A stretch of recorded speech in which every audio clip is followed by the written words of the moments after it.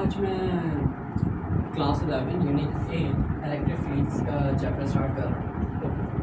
तो हमारे चैप्टर का जो नाम है वो क्या है, इलेक्ट्रिक फील्ड्स। लेकिन इलेक्ट्रिक फील्ड को सबसे पहले जानने से पहले आपको ये जानना पड़ेगा कि इलेक्ट्रोस्टैटिक्स क्या होता है। ठीक है, इसका नाम लिखा है। तो इलेक्ट्रोस्टैटिक्स क्या होता है? बेसिकली इलेक्ट्रोस्टैटिक्स एक फिजिक्स की ब्रांच है जिसमें हम चार्जेस के बिहेवियर्स को पढ़ते हैं जब वो क्या हो, रेस्ट के अंदर। जैसे फॉर एग्जांपल ये चार्ज है, राइट। अब ऑब्वियसली ये कुछ इलेक्ट्रिक फील्ड्स बनाते हैं, मैं आपको बताऊंगा कैसे बनाते हैं, कैसे नहीं बताता।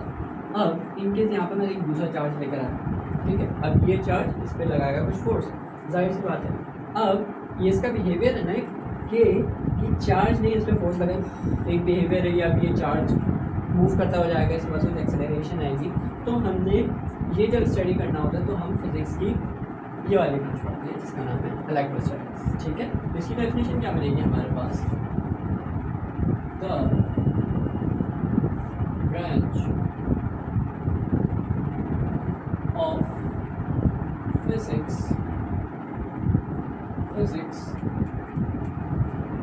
in which we talk or study about behaviors of charges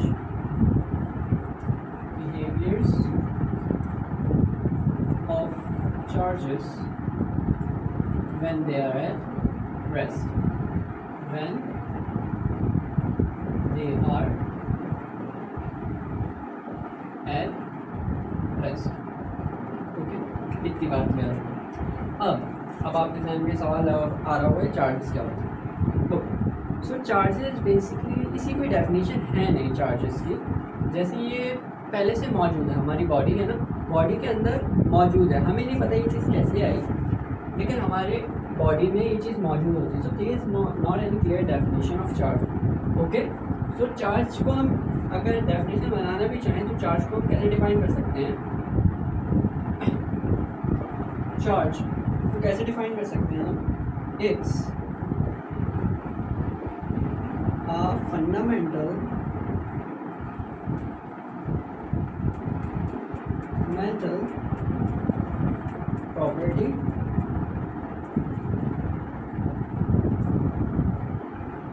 of an object। यानी कि किसी भी ऑब्जेक्ट की फंडामेंटल प्रॉपर्टी है। फंडामेंटल से क्या मतलब? फॉर एग्जाम्पल अगर मैं आपको बोलूँ एक सेंटेंस, ओके। अब सेंटेंस कैसे मिलके बना होता है?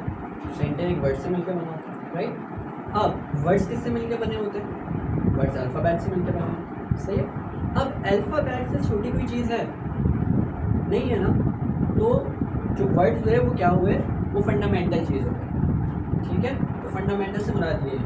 तो अगर ये डेफिनेशन समझ नहीं आई कोई बात नहीं, अगर जब हम ये लेक्चर कंप्लीट कर लेंगे तो मैं आपको एक और चार्ज की डेफिनेशन बताऊंगा, उसकी बेस पर आपको चार्ज बहुत अच्छा समझ आएगा। ओके, तो चार्ज की सबसे पहले हम टाइप देख लेते हैं। चार्ज किस किस्म के होते हैं? चार्ज दो किस्म के होते हैं, एक होता है पॉजिटिव चार्ज और एक होता है negative charge. Type of charges, types of charges.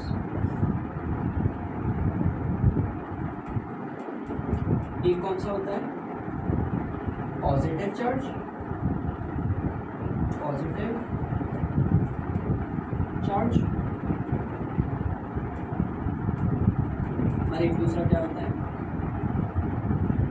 Negative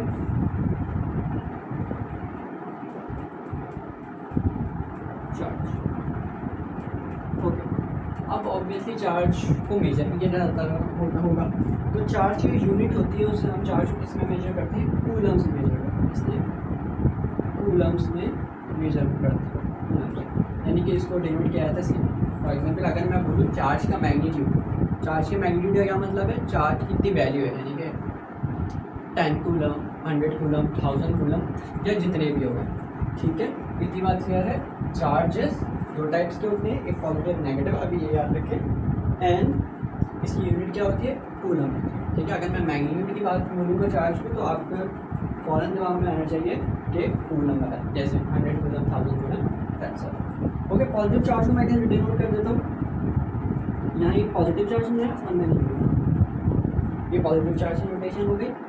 और इनके साथ नेगेटिव चार्ज बनाना है तो मैंने नेगेटिव साइन बनाया और उसकी नोटेशन, ठीक है। ये तो सारी बेसिक चीज़ें। ओके, अब मुझे क्या करना है, दो बातें आपने दिमाग में रखनी है। दो बातें दिमाग में कौन सी रखनी है? जो लाइक चार्जेस होते हैं, इसमें बता देता हूँ।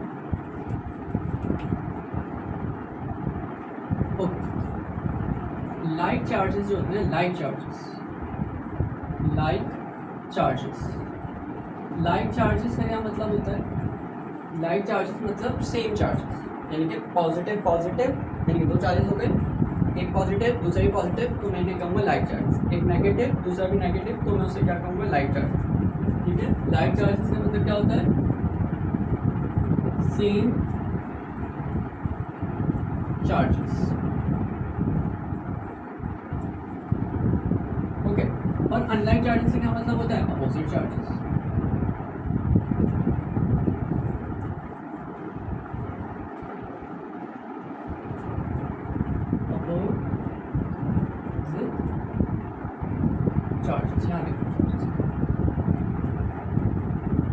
लाइक चार्जेस मतलब सेम चार्जेस और अनलाइक चार्जेस मतलब unlike charges, okay. For example अगर हम बोले ये पॉजिटिव, ओके, और ये पॉजिटिव, तो ये कौन से चार्जेस होंगे? ये होंगे लाइक चार्जेस। और अगर यहाँ भी एक नेगेटिव और एक यहाँ भी एक नेगेटिव, इसको भी क्या कहूँगा मैं? इन दोनों चार्जेस को कहूँगा क्या? Like charges. लेकिन अगर मैं बोलूँ ये वाला पॉजिटिव और ये वाला नेगेटिव, तो इन दोनों क्या कहेंगे? मैं कहूँगा ये दोनों अनलाइक चार्जेस, सही है। अब ये बात भी याद रखिए कि हमने एक्सपेरिमेंट्स किया और एक्सपेरिमेंट्स में देखा हमने क्या देखा कि पॉजिटिव यानी कि सेम लाइक चार्जेस या सेम चार्जेस एक दूसरे को रिपेल करते हैं, यानी कि एक दूसरे को पुश करते हैं। जैसे फॉर एग्जाम्पल यहाँ पर पुश करेगा ये इसको, किसी कुछ फोर्स से पुश करेगा, राइट, ये इसको इधर पुश करेगा, राइट। ऑब्वियस सी बात है, लाइक चार्जेस मैंने क्या रिपेल करते हैं, तो नेगेटिव अभी भी सेम चार्जेस हैं, तो एक दूसरे को रिपेल करेंगे, ओके। और ये इसको इधर रिपेल करेंगे, ठीक है। और ये वाला, अब जो अनलाइक चार्जेस होते हैं वो एक दूसरे को हमेशा क्या कहते हैं? अट्रैक्ट करते हैं। तो नेगेटिव चार्जेस नेगेटिव बोलेगा पॉजिटिव को मेरी तरफ आओ, यानी कि ये इसको इधर खींचेगा, ठीक है। और नेगेटिव बोलेगा, पॉजिटिव बोलेगा नेगेटिव को कि आप इधर आओ। कुछ फोर्सेस आई सी बात, राइट। तो आपने क्या सीखा अभी कि लाइक चार्जेस जो होते हैं वो रिपेल करते हैं और अनलाइक जो चार्जेस होते हैं वो हमेशा एक दूसरे को अट्रैक्ट करते हैं। यहाँ पे लिख लीजिए क्या? Unlike charges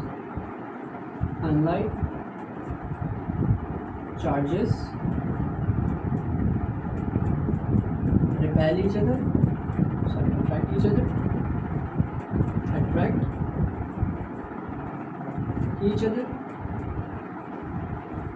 each other and like charges repel each other and repel each other। अब आपने एक बात नोट की, अब हमने क्या कि ये जो एक दूसरे को अट्रैक्ट कर रहे हैं या रिपेल कर रहे हैं, तो ऑब्वियसली किसी फोर्स से कर रहे हैं, राइट। तो हमारा मेन गोल आज का यही है कि ये जो फोर्स है, यहाँ पे फोर्स लगी, यहाँ पे कुछ फोर्स लगी, यहाँ पे फोर्स लगी, यहाँ पे फोर्स लगी, यहाँ पे फोर्स लगी, तो हमारा गोल ये है कि इस फोर्स को निकालिए। मैं आपको बोलूँ कि मैंने आपको दो चार्जेस दिए और मैं आपको बोल रहा हूँ कि आपने फोर्स कैलकुलेट करना है, राइट। तो उसका आपको फॉर्मूला आज डिराइव करना है, ठीक है। हमारा मेन गोल क्या है कि चार्ज के दरमियान दोनों चार्जेस के दरमियान हमने फोर्सेस निकालनी है और उनका क्या निकालना है? हमें फॉर्मूला निकालना है। और फॉर्मूला ये कैसे आता है? बेसिकली कूलम्स लॉ से आता है। तो हम अब वही चीज़ पढ़ने लगे, ओके।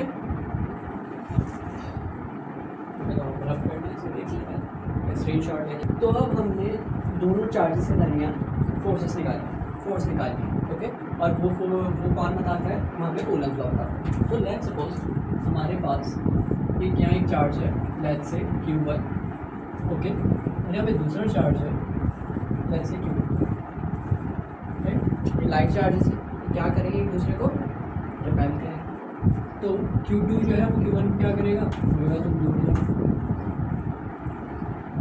ओके, ये फोर्स से करेगा। और Q1 क्या बोलेगा Q2 को, Q2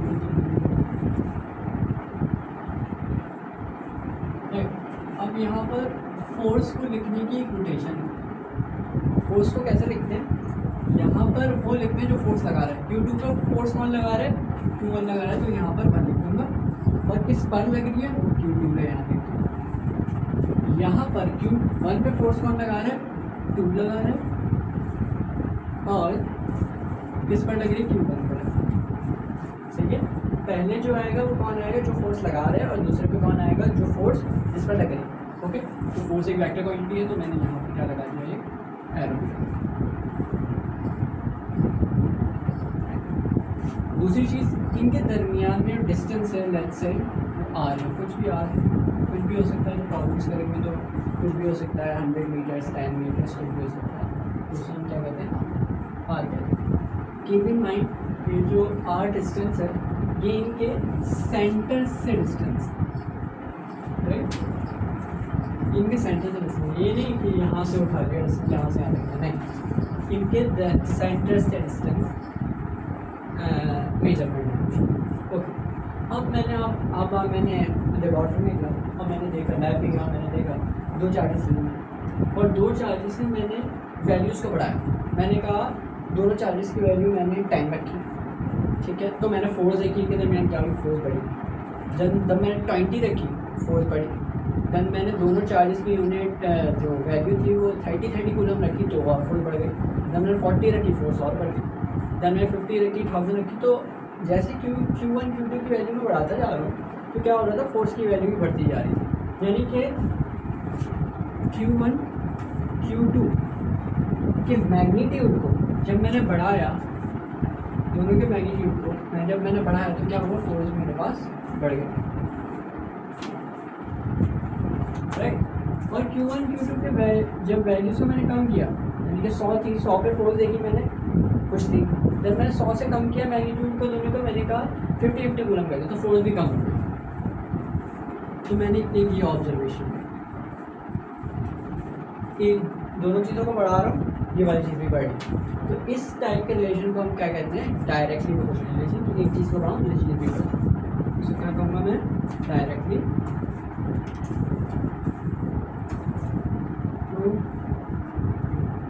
प्रोपोर्शनल रिलेशन। मैं दूसरी चीज़ देखी, मैंने बोला कि मैं ना इन दोनों के दरमियान के डिस्टेंस जो है, इन दोनों के दरमियान का डिस्टेंस है, राइट। पहले मैं बढ़ाता हूँ, मैं दोनों को चार्ज कर दिया और मैं दोनों के डिस्टेंस को बढ़ाया।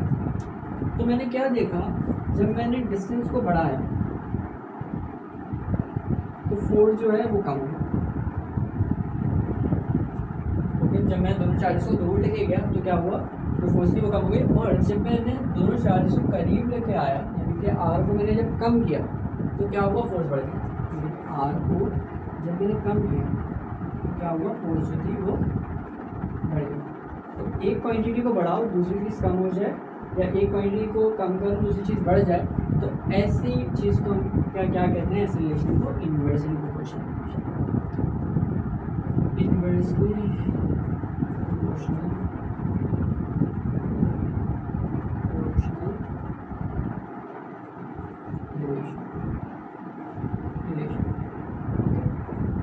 एक चीज़ को बढ़ाओ, दूसरी चीज़ बढ़ जाए, एक चीज़ को कम करो, दूसरी चीज़ भी घट जाए, तो कौन सा रिलेशन होता है, डायरेक्ट प्रोपोर्शनल रिलेशन। और एक चीज़ को बढ़ाओ, दूसरी चीज़ कम हो जाए, और एक चीज़ को कम करो, दूसरी चीज़ बढ़ जाए, तो ऐसे रिलेशन को हम क्या कहते हैं, इन्वर्सली प्रोपोर्शनल। फॉर एग्जाम्पल, एक बंदे को मैं तंग कर रहा हूँ, उसको और गुस्सा है, ठीक है, मैंने और तंग किया और गुस्सा है, और तंग किया और गुस्सा है, तो ऐसे ही कैसे रिलेशन है, डायरेक्टली प्रोपोर्शनल रिलेशन, ठीक है। इन्वर्सली प्रोपोर्शनल आपको एग्जाम्पल दीजिए, एक चीज़ को बढ़ाने से दूसरी चीज़ कम हो जाए। अब इन चीज़ों को ना, इन दोनों को मैथमेटिकली लिखना है, तो इनको मैथमेटिकली कैसे लिखूँ, इसको मैं इस डायरेक्टली प्रोपोर्शनल रिलेशन को मैथमेटिकली कैसे लिखूँगा मैं, कि एफ जो होगा वो डायरेक्टली प्रोपोर्शनल होगा Q1 और Q2, ठीक है। ये इसे कहते हैं साइन ऑफ प्रोपोर्शनैलिटी। और अगर डायरेक्टली प्रोपोर्शनल है तो वो ऊपर वाली साइड पे आता है न्यूमरेटर में, और प्रोपोर्शनैलिटी का साइन अगर ये वाला रिलेशन है 1/, इन्वर्सली प्रोपोर्शनल तो वो नीचे आता है, राइट। और यहाँ पर आर पे डिपेंडिंग करता है, आर स्क्वायर पे डिपेंड। तो ये अब हमने मैथमेटिकली एक्सप्रेशन निकाली जब हम एक्सपेरिमेंट्स कर रहे थे, तो हमने देखा कि फोर्स जो है वो कैसे डिक्रीज हो रही है 1/r² के साथ। ये बेसिकली लॉ है, ओके। अब इन दोनों को मैंने इसमें लिखना है, वर्डिंग में लिखना है, जो कूलम लॉ की स्टेटमेंट है।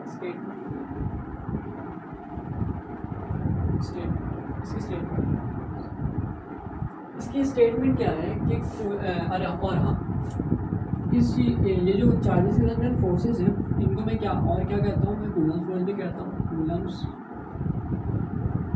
फोर्स भी कहता हूँ, और मैं दूसरी चीज़ भी कहता हूँ इलेक्ट्रिक फोर्स भी कहता हूँ। इलेक्ट्रिक फोर्स भी, जो आपका दिल करे आप बोल सकते हैं, ओके। चाहे कूलम फोर्स बोले चाहे इलेक्ट्रिक फोर्स बोले, बात एक ही।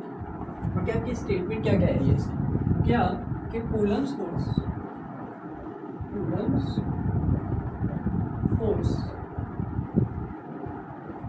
between two charges, यानी कि जो कूलम फोर्स है दो चार्जेस के दरमियान, is directly proportional to the magnitude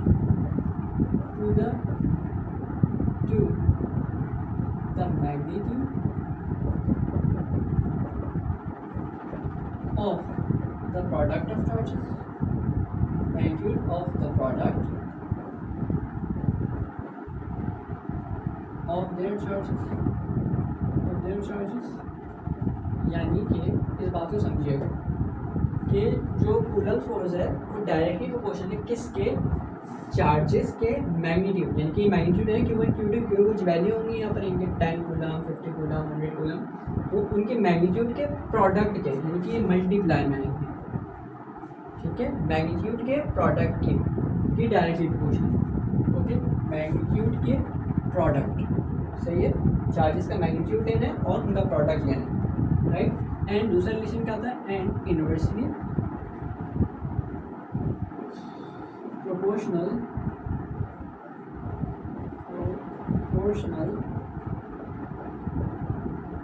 to the square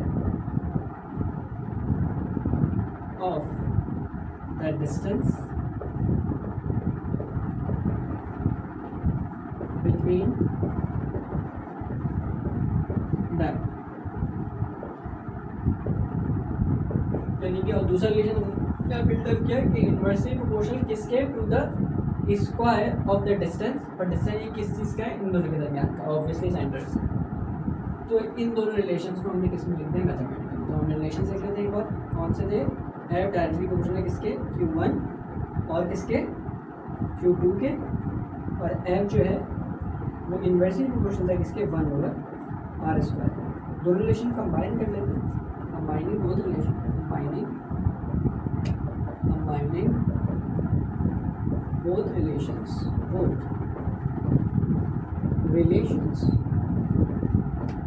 दो रिलेशन कंबाइन करेंगे तो मेरे पास कैसे मिलेगा, f साइन ऑफ प्रोपोर्शनैलिटी और Q1 बराबर, ठीक है। इसमें कोई मसला तो नहीं होगा, सिर्फ दोनों रिलेशन लिए और दोनों को कंबाइन करना है, ओके। अब जब साइन ऑफ प्रोपोर्शनैलिटी हटाते हैं तो क्या आता है, is equal to a constant, तो यहाँ इज इक्वल्स टू आया और एक कांस्टेंट आया जिससे हम बोलते हैं कि Q1 Q2 over are. Okay, अब मैं इस के को डिस्क्राइब करता हूँ, इसके लिए मुझे ये मिटाना पड़ेगा, अगर आपने कुछ नोट करना चाहिए। तो यहाँ मैं एक्सप्लेन करता हूँ मैं क्या, ये जो के को हम कहते हैं क्या,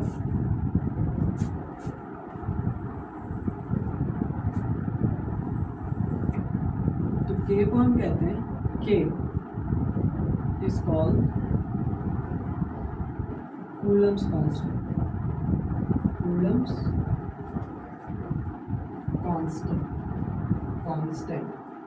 ठीक है। सी मतलब अब देख लीजिए, ठीक। तो के को हम क्या कहते हैं, कूलम्स कांस्टेंट, और इसकी वैल्यू कितने के बराबर होती है, के इज इक्वल्स टू, ये खुद किसके पहले बराबर होता है, ये खुद बराबर होता है 1/4 epsilon of not. Epsilon not इसको मैं ये अलग थोड़ा टॉपिक है, छोटा सा वीडियो के एंड में इसको डिस्क्राइब करूँगा कि क्या होता है एप्सिलॉन नॉट, ठीक है। अभी इसी से वैल्यू याद रखिए, ओके। और के की वैल्यू किसके बराबर होती है, ये बराबर होती है 8.98 इंटू 10⁻⁹, ओके। अब यहाँ इसकी यूनिट कैसे आती है, ये यूनिट अगर आपको किसी चीज़ की यूनिट निकालनी है, आप क्या करें, फिजिक्स के फॉर्मूले में यूनिट पुट करना। जैसे फॉर एग्जांपल हमने जो फॉर्मूला डेवलप किया वो ये था, F इज इक्वल्स टू के Q1 Q2 over R square, ठीक है। और मेरी के R को उधर ले जाओ, F R यहाँ डिवाइड हो रहा है, यहाँ पे क्या हो जाएगा, मल्टीप्लाई, और ये दोनों चीज़ें यहाँ मल्टीप्लाई हो रही है, नीचे आके डिवाइड हो जाएगी Q1 Q2, और यहाँ पे क्या। अब यहाँ से मुझे यूनिट निकालना है, यूनिट कैसे निकालूंगा, फोर्स की यूनिट क्या होती है, न्यूटन, डिस्टेंस की यूनिट तो मीटर की होती है, metre square, newton metre square, और कूलम इंटू कूलम, तो ये कूलम स्क्वायर हो जाएगा, K is equals to newton metre square और कूलम स्क्वायर। तो के की यानी कूलम कांस्टेंट की यूनिट क्या होती है, newton metre square, newton metre square और कूलम स्क्वायर। तो फिजिक्स में कभी भी आपको यूनिट में मसला हो तो आप इसको यूनिट या जो फॉर्मूला है उसके अंदर यूनिट पुट करके चेक करेंगे कि क्या है। यहाँ पर आर जो ये होता है एप्सिलॉन, इसे कहते हैं एप्सिलॉन इज कॉल्ड परमिटिविटी, पर अजीब से नाम यहाँ पर परमिटिविटी ऑफ फ्री स्पेस। अभी मैं ये डिस्क्राइब करूँगा ये क्या होती है। अभी इसको आप ध्यान में रखिए, इसकी वैल्यू कितनी होती है, इसकी वैल्यू होती है कितनी वैल्यू होती है इसकी 8.85 इंटू 10⁻⁻12। अब देखिए के और ये इन दोनों के इन्वर्स रिलेटेड है, तो के की यूनिट है, इसको मैं पलट दूँ तो एप्सिलॉन की वैल्यू यूनिट बन जाएगी, इसकी यूनिट को बस पलट दें, इस यूनिट को पलट दें, एक कूलम स्क्वायर ऊपर आ जाएगा और न्यूटन मीटर स्क्वायर। इसको मैं भी डिस्क्राइब करूँगा क्या चीज़ है एप्सिलॉन। दूसरी बात क्या, यहाँ पर फोर्स 2 क्या था, पहले क्या चीज़ आती है जिस पर जो फोर्स लगा रहा है, और दूसरे पे क्या आता है जिस पर फोर्स लग रही है। यहाँ पर F1 क्या है, जिस पर जो फोर्स लगा रहा है, और 2 जिस पर फोर्स लग रही है। तो ये दोनों जो फोर्सेस होते हैं ये इक्वल इन मैग्नीट्यूड होते हैं, ठीक है, जाहिर सी बात है इक्वल ही निकलेंगे, और F2 1। लेकिन इसके अंदर एक क्या ट्विस्ट है, आप मुझे बता सकते हैं, इस इक्वेशन में कुछ अधूरा सा। क्या अधूरा है कि ये दोनों अपोजिट है, एक इस तरफ है एक इस तरफ, ये यहाँ पर सिर्फ एक माइनस साइन है। तो यहाँ पर ये न्यूटन्स थर्ड लॉ को हम करें कि the for every action there is an equal and opposite direction. सही है, तो पहले ये चीज़ नोट कर लें, then permittivity of free space को स्टार्ट करते हैं। और हाँ एक चीज़ है, अब हमने के का फॉर्मूला क्या पढ़ा, 1/4 तो मैं यहाँ पर ये फॉर्मूला लिख सकता हूँ, F इज इक्वल्स टू के की जगह क्या लिखा, 1/4 एप्सिलॉन ऑफ नॉट, और यहाँ पर लिख सकता हूँ Q1 Q2 ओवर R। ये हो सही। अब एक बात और, इस फॉर्मूले में ये सिर्फ मुझे मैग्नीट्यूड दे रहा है। अगर मैं आपको बोलूँ कि एक चार्ज दे दिया, मैंने आपको एक चार्ज दे दिया 50 कूलम का, एक दे दिया मैंने 100 कूलम का, उनके दरमियान का डिस्टेंस आपने बोल दिया, मैंने आपको बोला मैंने इतने डिस्टेंस पे निकालना, सही है। अब मैं बोल रहा हूँ कि आपको डायरेक्शन भी बतानी है, लेकिन इस फॉर्मूले में तो आपने डायरेक्शन को फैक्टर ही इन्वॉल्व नहीं है, डिस्टेंस है, डिस्टेंस इनके दरमियान का डिस्टेंस है, बस डायरेक्शन तो फोर्स नहीं पता लगेगा। तो अब हमें डायरेक्शन को इंट्रोड्यूस करना पड़ेगा। तो डायरेक्शन को इंट्रोड्यूस कराने के लिए हमारे पास एक वेक्टर होता है जिसे हम कहते हैं यूनिट वेक्टर। यूनिट वेक्टर क्या करता है, किसी एक वेक्टर को बस डायरेक्शन दे देगा, ठीक है। तो ये चीज़ हमें क्या बता रही है फॉर्मूले में, ये चीज़ से ये वाली जो टर्म है क्या बता रही है, मैग्नीट्यूड को बता रही है। क्या बता रही है, मैग्नीट्यूड को। अब मुझे यहाँ पर एक डायरेक्शन का फैक्टर लगना है, वो कैसे लगाऊँ। F2 क्या थी, 2 क्या है F2, यानी कि जो फोर्स लगा रहा है और 1 जिसका फोर्स लग रही है। ओके, तो मैं क्या करूँगा, मेरे पास R की वैल्यू गिवन, तो मैं इस डायरेक्शन में एक यूनिट वेक्टर अज्यूम कर लूँगा जो 2 से 1 की तरफ, सही है। कीप इन माइंड फोर्स की डायरेक्शन में यूनिट वेक्टर आएगा, सही है। अगर मैं बोलूँ कि इस वाली फोर्स के लिए यूनिट वेक्टर लिखें, तो यूनिट वेक्टर किस डायरेक्शन बनेगा, फोर्स की डायरेक्शन में बनेगा, और वो कहाँ से कहाँ होगा, Q1 से लेकर Q2 की तरफ, Q1 से लेकर Q2 की तरफ। ओके, तो अपने पास आप देख लीजिएगा, मैं लिख रहा हूँ 2 से 1 की तरफ। इसका मतलब क्या है, फोर्स, इस चीज़ को ध्यान में रखिएगा, फोर्स 2 लगा रहा है 1 पर, तो यूनिट वेक्टर कहाँ से कहाँ आएगा, 2 से 1 की तरफ। और ये फैक्टर क्या बता रहा है मुझे, डायरेक्शन बताएगा, डायरेक्शन, सही। तो अब ये पूरा है Coulomb's law in vector form, इसको हम क्या कहते हैं, Coulomb's law in vector form, Coulomb's law in vector form.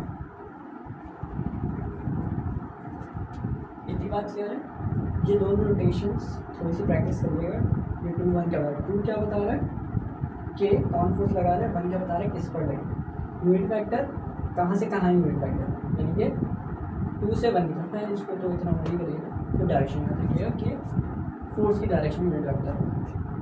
Okay, अब मैं आपको permittivity of free space start करने पहले आप इस चीज़ को नोट करें।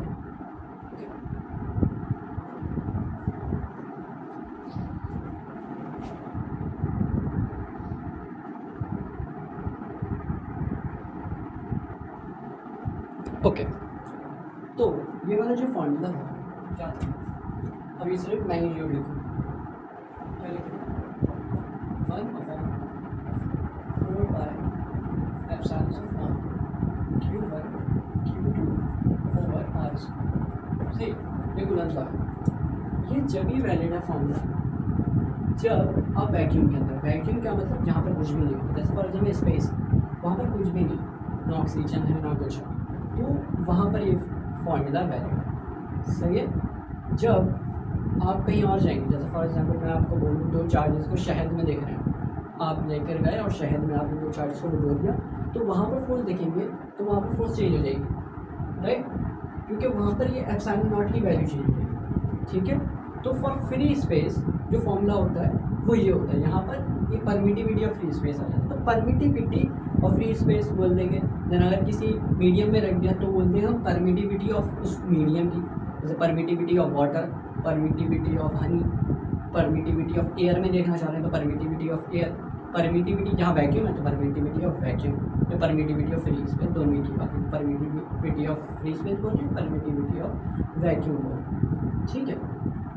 तो ये फॉर्मूला कब वैलिड है, जब आप वैक्यूम के अंदर, हम most of the time problem जब करेंगे तो परमिटिविटी ऑफ फ्री स्पेस देखें। लेकिन इन केस में अगर मैं आपको बोल दूँ कि आप किसी दूसरे मीडियम में चलेगा तो आप क्या करेंगे, ये फॉर्मूला तो वैलिड नहीं होगा, तो फॉर्मूला क्या हो जाता है, मैं यहाँ पर VAC लिख लूँ, VAC क्या मतलब वैक्यूम का, लेकिन FM यानी किसी मीडियम में चलेगा, लैब से शहर में चलेगा, तो वहाँ थोड़ा फॉर्मूला डिफरेंट होगा, वहाँ पर क्या हो जाता है 1/4 पाई, ठीक है। एप्सिलॉन नॉट के साथ एक चीज़ आ जाती है एप्सिलॉन R, Q1 Q2, ये क्या होता है एप्सिलॉन R, क्या होता है एप्सिलॉन R, बेसिकली इसको कहते हैं रिलेटिव परमिटिविटी। रिलेटिव परमिटिविटी क्या मतलब कि परमिटिविटी की वैल्यू वैक्यूम के मुकाबले कितने टाइम्स बढ़ गई, बस ये एक नंबर है बेसिकली। फॉर एग्जांपल मैं बोलूँ कि वैक्यूम में थी, आपने हनी में डाल दी है 2 चार्जेस को, और वहाँ पर जो वैक्यूम से परमिटिविटी की वैल्यू थी वो 10 टाइम्स बढ़ गई, तो यहाँ पर ER जो होगा वो 10 होगा, ठीक है। जब हम प्रॉब्लम से तो यहाँ पर ये बात ज़्यादा क्लियर होगा, सही, ठीक है। इस वैल्यू को हम epsilon naught into epsilon r वो सिर्फ एप्सिलॉन भी बोलते हैं, सही। तो फॉर्मूला क्या बन जाएगा, ई वैक्यूम मतलब मीडियम है, उस medium is equal to 1/4 pi epsilon Q1 Q2। तो ये वाला फॉर्मूला किसके लिए वैलिड है, फॉर एनी मीडियम, ठीक है। आप किसी मीडियम में चले जाएंगे तो वहाँ पर ये फॉर्मूला लगेगा, सही है। रिलेटिव परमिटिव ई आर की वैल्यू आपको गिवन दी जाएगी, आपने यहाँ पर वैल्यू डालनी है। जैसे फॉर एग्जाम्पल परमिटिविटी की वैल्यू आपको पता है, एप्सिलॉन नॉट फॉर एग्जाम्पल आपको पता है कितनी थी, 8.85 into 10⁻⁻12 coulomb square per newton metre square. Epsilon r की वैल्यू दे दी जाएगी आपको कि वैक्यूम के मुकाबले में फोर्स इसकी एप्सिलॉन की वैल्यू इतनी होगी, ई आर जो होगा बोल देंगे 10 टाइम्स हो गई, तो वहाँ पे ई आर 10 दे देंगे, तो आप यहाँ पर 10 पुट करेंगे, 10 इंटू एप्सिलॉन नॉट, तो ये एप्सिलॉन नॉट, तो यहाँ एप्सिलॉन आर की वैल्यू पुट करेंगे। इतनी बात क्लियर है। वैक्यूम के लिए जो ई आर की वैल्यू होती है, तो वैक्यूम के लिए, एयर के लिए सॉरी, एयर के लिए होती है 1.0065 ऐसे कुछ होती है, वो बहुत कम होती है, तो हम एप्सिलॉन नॉट में ही डील कर रहे होते हैं। मोस्टली हम फॉर्मूला ये वाला यूज़ करेंगे 90% of the 99% of the cases ये वाला फॉर्मूला यूज़ करेंगे, ये वाला यूज़ नहीं करेंगे, लेकिन आपको ये पता होना चाहिए, ठीक है। अब परमिटिविटी बेसिकली है क्या चीज़, परमिटिविटी है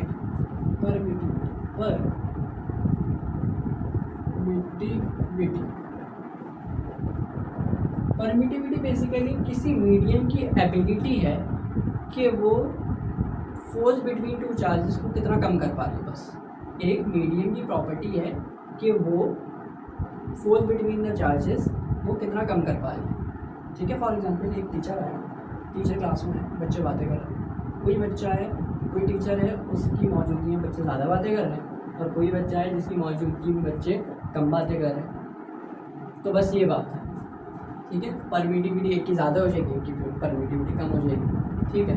तो परमिटिविटी की क्या डेफिनेशन बनेगी, it's a property of medium which allow medium क्या करें to decrease the force between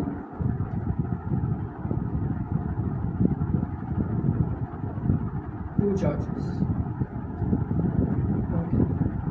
यानी कि परमिटिव बेसिकली क्या है, किसी भी मीडियम की प्रॉपर्टी है जो क्या कर रही है, जो दो चार्जेस के दरमियान फोर्स को डिक्रीज कर रही है, ठीक है।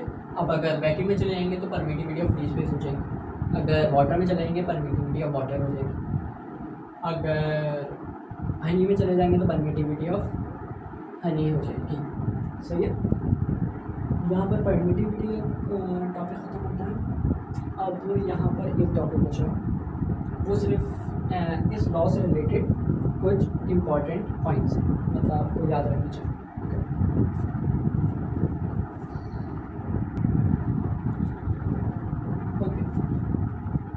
ओके। तो पहला पॉइंट क्या था, पहला पॉइंट ये है इम्पॉर्टेंट कि ये जो है ये नॉन कॉन्टैक्ट फोर्स,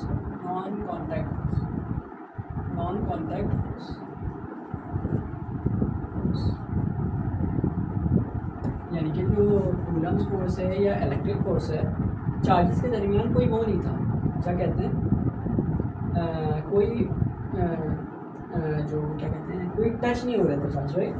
कोई चार्ज जो है वो टच नहीं हो रहे थे, वो डिस्टेंस से लगा रहे थे, तो इससे कहेंगे नॉन, कोई कांटेक्ट नहीं है इन दोनों के दरमियान, ओके। तो कांटेक्ट नहीं है तो ये कैसे लग रही है फोर्सेस, तो ये नॉन कांटेक्ट फोर्स में आएगी। दूसरी बात, this force always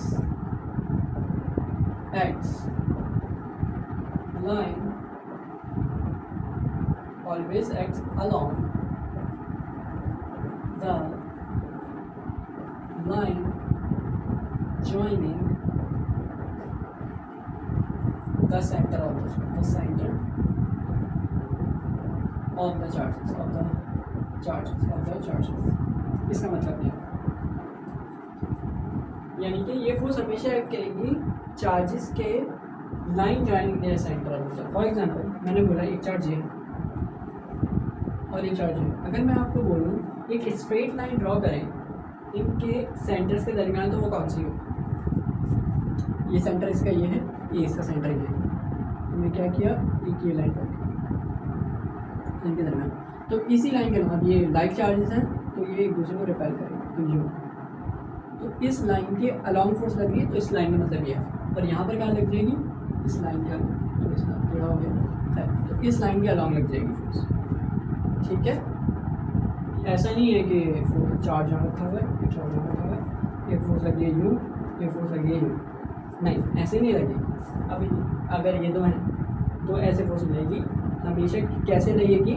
line joining their centre, along their line joining their centre. Okay, दूसरी बात, ये फोर्स किस पे भी डिपेंड करती है? ये मीडियम पे डिपेंड करती है। Medium depends on medium, depends on medium, depends on medium। Okay, medium पे डिपेंड करें। और ठीक है, बस इस अंदर इतने पॉइंट्स हैं। और एक, हाँ, लेक्चर के स्टार्टिंग में मैंने बोला था कि मैं एक चार्ज की डेफिनेशन बनाऊंगा बेस्ड ऑन हमने जितना पढ़ा है। ओके, अब इसको देखते हैं। ओके, तो मैंने आपको बताया था कि मैं at the end of the lecture क्या बताऊंगा कि एक चार्ज की डेफिनेशन बनाऊंगा जितना हमने पढ़ा है। फॉर एग्जांपल यहाँ पर मैंने एक चार्ज लिया, ठीक, दूसरा चार्ज लिया। अब क्या होगा, ये इस पर फोर्स एक्सर्ट करेगा, ये इस पर फोर्स एक्सर्ट करेगा, राइट। अगर मैं इस चार्ज को इसमें चार्ज ही हटा दूँ, अब ये चार्ज ही नहीं है सब्जेक्ट, अज्यूम करते हैं कि चार्ज नहीं, तो क्या होगा कि ये यहाँ पर फोर्स एक्सर्ट नहीं होगी, ना ये इस पे करेगा ना ये इस पे। तो चार्ज बेसिकली वो प्रॉपर्टी है जो एक्सर्ट कर रही है फोर्स, इलेक्ट्रिक फोर्स किसी दूसरे ऑब्जेक्ट पर। इलेक्ट्रिक फोर्स या तो ग्रेविटेशन फोर्स, तो यहाँ पर भी होगी, कुछ मास तो इसका भी होगा, ग्रेविटेशन फोर्स भी आ जाएगी ना। तो इलेक्ट्रिक फोर्स यानी कि charge is the property of an object, यानी कि वो प्रॉपर्टी है ऑब्जेक्ट की जो दूसरे ऑब्जेक्ट पर इलेक्ट्रिक फोर्स एक्सर्ट करे। ठीक है, तो क्या बनेगी इसकी वो definition? It's a property of an object to exert क्या? इलेक्ट्रिक फोर्स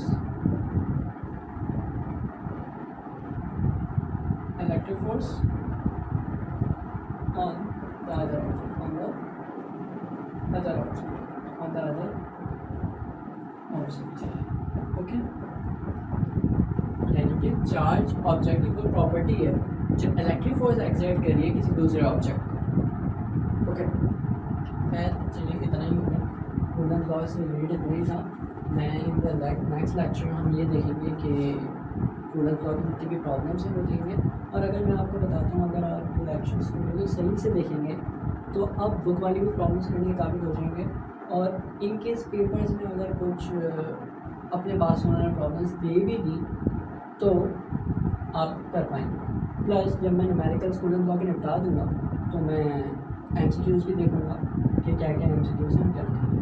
ओके, तो मैंने आपको बताया था कि मैं at the end of the lecture क्या बताऊँगा कि एक चार्ज की डेफिनेशन बनाऊँगा जितना हमने पढ़ा है। फॉर एग्जांपल यहाँ पर मैंने एक चार्ज लिया, ठीक, दूसरा चार्ज लिया। अब क्या होगा, ये इस पर फोर्स एक्सर्ट करेगा, ये इस पर फोर्स एक्सर्ट करेगा, राइट। अगर मैं इस चार्ज को इसमें चार्ज ही हटा दूँ, अब ये चार्ज ही नहीं है सब्जेक्ट, अज्यूम करते हैं कि चार्ज नहीं, तो क्या होगा कि ये यहाँ पर फोर्स एक्सर्ट नहीं होगी, ना ये इस पर करेगा ना ये इस पर। तो चार्ज बेसिकली वो प्रॉपर्टी है जो एक्सर्ट कर रही है फोर्स, इलेक्ट्रिक फोर्स किसी दूसरे ऑब्जेक्ट पर। इलेक्ट्रिक फोर्स या तो ग्रेविटेशन फोर्स, तो यहाँ पर भी होगी, कुछ मास तो इसका भी होगा, ग्रेविटेशन फोर्स भी आ जाएगी ना। तो इलेक्ट्रिक फोर्स यानी कि charge is the property of an object, यानी कि वो प्रॉपर्टी है ऑब्जेक्ट की जो दूसरे ऑब्जेक्ट पर इलेक्ट्रिक फोर्स एक्सर्ट करे, ठीक है। तो क्या बनेगी इसकी वो definition, it's property of an object to exert क्या, इलेक्ट्रिक फोर्स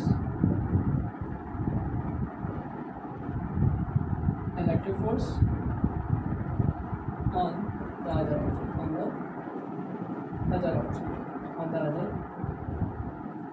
object, ओके।